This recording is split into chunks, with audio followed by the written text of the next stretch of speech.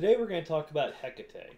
Now, Hecate is in many ways exactly what you'd expect if you're familiar with the Greek mythology, because she's pulled directly from that. She is, in fact, the goddess of Greek mythology within Tall Tales.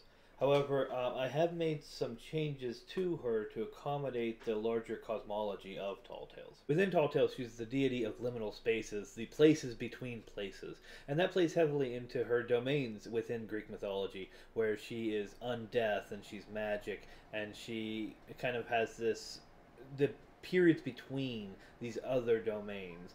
A lot of her domains end up fitting into these liminal spaces between them. So that's her whole thing in Tall Tales, is that she is liminal spaces. She rules over liminal spaces. Her realm is called the Crossroads, and it's the point where all roads within the metaphysical realm cross through at some point.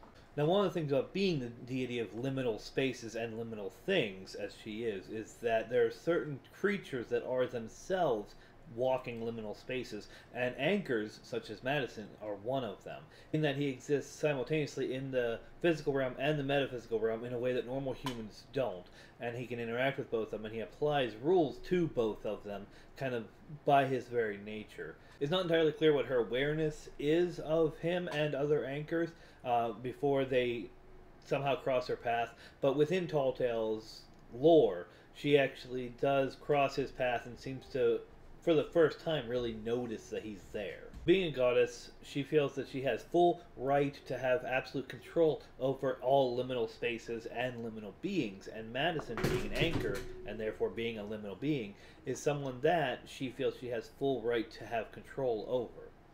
This creates a problem, as Madison is not particularly fond of giving control of his life over to anybody else, and especially not control of his power.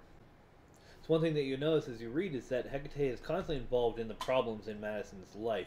She doesn't even talk to him in Volume 1, but she does set things in motion that are going to direct him towards her.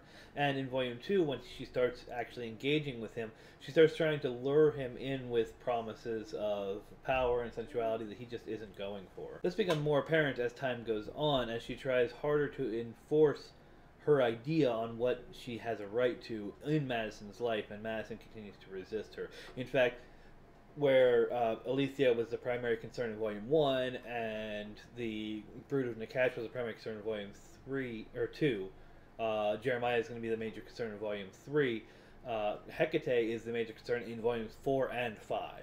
So this conflict is going to grow, and ultimately, this is the story of Tall Tales. The whole overarching narrative of Tall Tales is this conflict between Madison and Hecate. This desire for her to have control over him, this desire for him to push back against her and to live his own life independent of her control. And as she continues to try to take more and more active role in his life, more and more control, he starts to push back harder and harder, and the story begins to ramp up a lot faster. Now, whether or not she's right to do this obviously is a matter of some interpretation, but within the story itself, which is being told largely from Madison's perspective and people who side with Madison, it's definitely being presented as though she's stepping way outside of her bounds.